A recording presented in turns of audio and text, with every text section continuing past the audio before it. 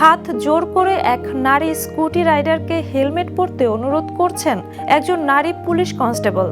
সম্মান আর মানবিক আচরণ যে সমাজে বড় পরিবর্তন আনতে পারে তার একটি সুন্দর উদাহরণ দেখা গেল ভারতের মধ্যপ্রদেশের এক রাস্তায়।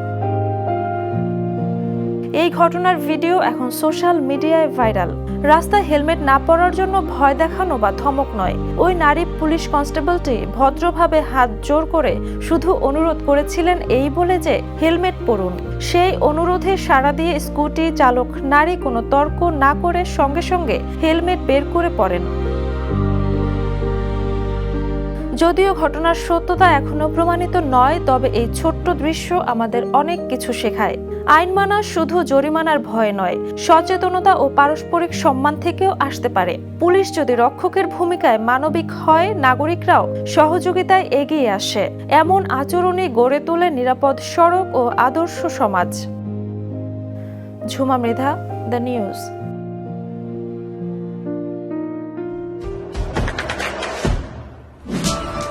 দেশে দেশে সবার সাথে দ্য নিউজ।